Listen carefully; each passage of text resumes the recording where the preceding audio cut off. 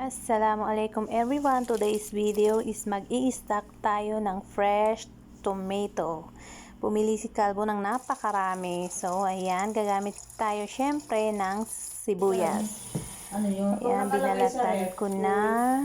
After that, i-blend natin yan siya. Syempre, hihiwa-hiwain muna natin ng pako ng maliliit para hindi maghinalo ang ating blender. Ayan. Kailangan pinong-pino yung pagbe-blend ng ating sibuyas.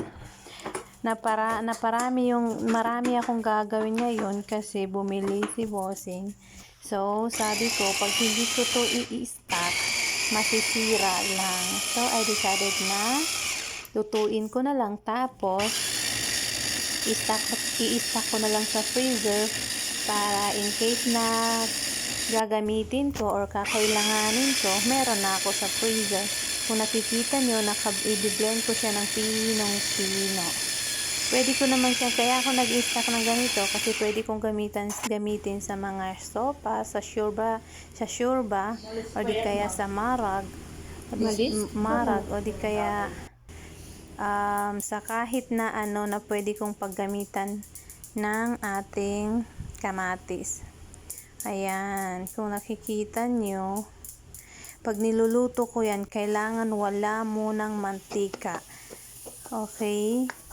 Hanggang sa matuyo talaga ang ating sibuyas. Pag tuyong-tuyo na siya, pwede na tayo maglagay ng mantika. Kasi pag ganyan, nagtutubig kasi ang sibuyas. Kung nakikita nyo, hindi ako naglagay ng tubig dyan o ng mantika, pero talagang nagtutubig. Ayan, inuna ko munang lutuin yan kasi habang maghihiwa-hiwa ako ng aking kamatis is nakaredy na yung aking sibuyas. Katulad din yan, maghihiwa din ako ng kamatis para ma-blend ko. Ayan, kung nakikita nyo, tuyo na yung aking sibuyas. So, naglagay na ako ng mantika.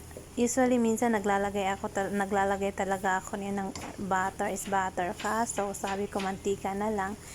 Dahil mapaparami yung butter na kakailanganin ko kung butter talaga yung gagamitin ko. Napaka-easy gawin ito. Kahit ilang buwan pang nasa freezer yung sibuyas, yung sibuyas at kamatis, hindi masisira. Syempre, naglagay na rin ako ng garlic paste. Yung garlic paste, pareho lang din, naka-stack din sa refrigerator. Pag marami din kasing bawang dito sa bahay ni Among, ginagawa kong garlic paste yun para hindi masira. Kasi kung mapapansin nyo, kung marami talagang bawang, diba, naninigas siya, nagdadry, syempre nangingitim at nasisira. E sayang din lang din naman. And then, that is it. Isusunod ko ng hiwain ng ating kamatis. Sobrang dami po talaga niyan, as in.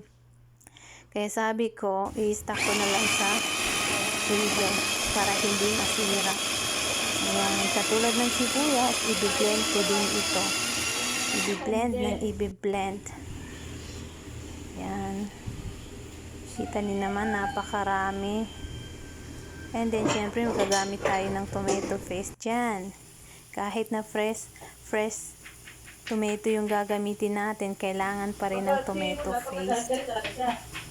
Yan, siguro naka-6 na tomato paste ako dyan. Yan, para mamula-mula din ang ating kamatis. Pag marami kayong kamatis at namumblema kayo kung paano gawin, pwede niyong i-try ito. Pwede niyong gawin. Yan, basta kailangan naka-stack lang sa freezer. At in case na kakailanganin mo, ilalabas mo na lang. Ayan.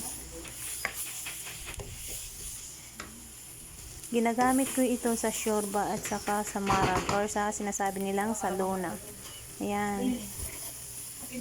Napakadali lang gawin. Pag medyo luto na yung kamatis, pwede nyo nang i-stack or pwede nyo nang ilagay sa cellophane or di kaya sa Tupperware, nasa sa inyo na. Ayan, talagang napakarami. kong nagawa ngayon, isang kawali na siguro yan. Ayan. Magkakaroon ka talaga ng idea pag nasa kusina ka na. Kung nakikita nyo, kulang pa ng tomato paste. Kaya magdadagdag pa ako niyan. Kaya ang ano dyan eh, Ayan. Ready na. Ganyan lang ang ating homemade tomato stock. And syempre, palalamigin muna natin yan. Huwag nyong ilalagay sa freezer ng mainit. Kasi puputok talaga yung cellophane nyo. And then yan, ilagay ko na sa plastic. Siguro nakagawa ako ng at least nasa 37 pieces plastic ha. Sobrang dami talaga. Magkagandahan yan pag nag-i-stack ka, lalo pat nagmamadali ka magluto. Hindi mo na kailangan maghiwa, hindi mo na kailangan mag-blend pa. Ready na. Ilalabas mo na lang at hihintayin matunaw yung ice. Ayan. Ganyan lang yung ginagawa ko pag maraming kamatis dito sa bahay. Guys, thank you for watching. At sana huwag niyong kalimutang mag-follow para sa susunod na mga video. At sana may natutunan din kayo. Thank you so much for watching. Ayan, kung makikita niyo, ang dami ko talagang nagawa.